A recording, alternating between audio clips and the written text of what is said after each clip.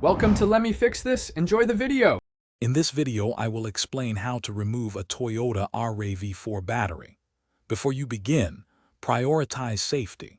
Always wear appropriate eye protection and gloves to prevent injury. Make sure your RAV4 is turned off and securely parked. Identifying the negative terminal first is crucial for a safe removal process. This preparation ensures a smooth and secure experience. Now, let's disconnect the battery terminals. Using a wrench, loosen the nut on the negative terminal.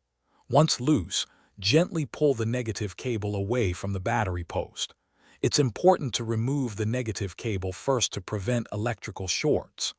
After the negative is clear, proceed to loosen and remove the positive cable in the same manner.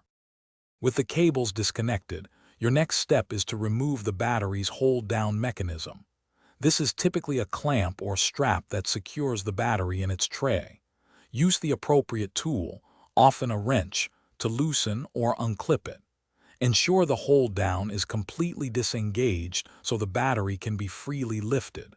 This step prevents the battery from shifting during driving. Finally, it's time to remove the battery.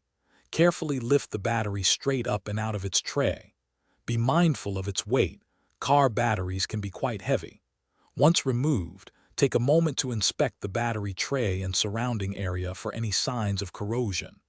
Cleaning any corrosion thoroughly before placing a new battery will help ensure a longer lifespan for your new power source. Thanks for watching. If you found this helpful, don't forget to like and subscribe.